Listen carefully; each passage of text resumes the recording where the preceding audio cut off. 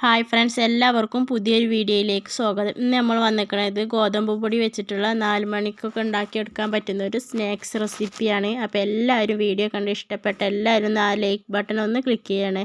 അതുപോലെ തന്നെ എല്ലാവർക്കും ഷെയർ ചെയ്ത് കൊടുക്കുക. ആദ്യമായിട്ട് കാണുന്നവരൊക്കെ ഒന്ന് സബ്സ്ക്രൈബ് ചെയ്ത് സപ്പോർട്ട് ചെയ്യണേ. അപ്പോൾ നമുക്ക് വീഡിയോയിലേക്ക് പോകാം.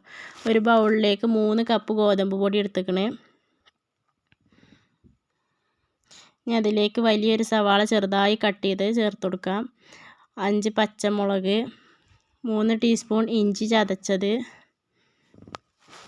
കുറച്ച് കറിവേപ്പില, ഇതൊക്കെ നമുക്ക് മാവിലോട്ട് ഇട്ട് കൊടുക്കാം. ഇനി അതിലേക്കുള്ള മസാലപ്പൊടികൾ ചേർത്ത് കൊടുക്കാം. മാവിലേക്ക് ആവശ്യമുള്ള ഉപ്പ് ചേർത്ത് കൊടുക്കാം. 1/2 ടീസ്പൂൺ മഞ്ഞൾപ്പൊടി, 1 ടീസ്പൂൺ മുളക് പൊടി, 1/4 ടീസ്പൂണിലും കുറവായിട്ട് കുറച്ച് സോഡപ്പൊടി ചേർത്ത് കൊടുക്കാം. നമുക്കൊരു 3 ടീസ്പൂൺ സാമ്പാർ പൊടി കൂടി അതിലേക്ക് ഇട്ട് കൊടുക്കാം. ഇനി ഒരു സ്പൂൺ വെച്ച് നന്നായി മിക്സ് ചെയ്തെടുക്കുക. അതിലേക്ക് ചെറിയ ചൂടുള്ള വെള്ളം ചേർത്ത് കൊടുക്കുക. ചെറിയ ചൂടുള്ള വെള്ളം ചേർത്താൽ പെട്ടെന്ന് മാവ് പൊങ്ങി വരും. ഇനി ഒന്ന് ഇളക്കി കൊടുത്തതിന് ശേഷം കൈ വെച്ച് നന്നായി ഒന്ന് കുഴച്ചെടുക്കുക. നന്നായി കുഴച്ചെടുത്തിക്കണേ. ഇത്ര കട്ടിയിലായിരിക്കണം മാവ്. ലൂസായാൽ കടി എണ്ണ കുടിക്കും. അപ്പോൾ ഇതുപോലെ ഇത്ര കട്ടിയിലായിട്ട് കുഴച്ചെടുക്കാം. നമുക്കൊരു ചട്ടിയിൽ എണ്ണ ഒഴിച്ച് കൊടുത്തിക്കണേ. നന്നായി ഒന്ന് ചൂടായി വരട്ടെ.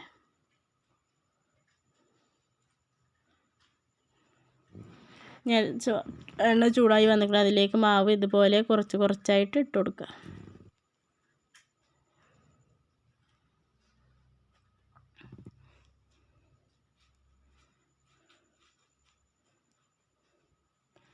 മൈദപ്പൊടി കൊണ്ട് പക്കാവട ഉണ്ടാക്കുന്നത് പോലെ തന്നെയാണിത്. ഗോതമ്പ് പൊടിയായിട്ടാണ് ഉണ്ടാക്കുന്നത്, മാത്രമുള്ള വ്യത്യാസം. അപ്പോൾ അതുപോലെ ഇട്ട് കൊടുക്കുമ്പോൾ തന്നെ നന്നായി പൊങ്ങി വരും. ഇത് പുറമേ നല്ല ക്രിസ്പി ആയിട്ടുണ്ടാവും, ഉള്ളിൽ നല്ല സോഫ്റ്റ് ആയിട്ടുണ്ടാവും. നല്ല ടേസ്റ്റി ആയിട്ടുള്ള ഗോതമ്പ് പക്കവടയാണിത്.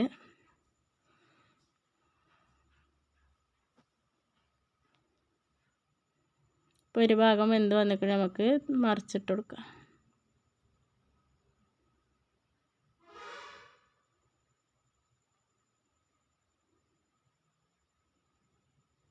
ഇപ്പോൾ 2 ഭാഗം ഒരുപോലെ വെന്ത് വന്നിട്ടുണ്ടെങ്കിൽ നമുക്കിതൊരു പാത്രത്തിലോട്ട് മാറ്റി കൊടുക്കാം. കയ്യിൽ തന്നെ ഫോൺ പിടിച്ച് വീഡിയോ എടുക്കുന്നത് കൊണ്ടാണ് കുറച്ച് ക്ലാരിറ്റി കുറവ്. അപ്പോൾ നമുക്ക് ഇനി ഇത് പാത്രത്തിലോട്ട് ഇട്ട് കൊടുക്കാം. ഇനി ബാക്കിയുള്ളത് കൂടി ഇതുപോലെ തന്നെ ഉണ്ടാക്കിയെടുക്കാം.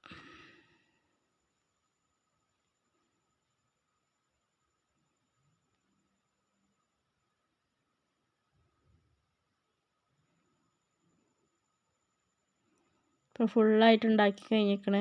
നമുക്ക് ഒരു പാത്രത്തിലേക്ക് മാറ്റിയതിന് ശേഷം അതിലേക്ക് മുകളിലോട്ട് കുറച്ച് കറിവേപ്പില കൂടി പൊരിച്ച് കോരിയെടുക്കാം.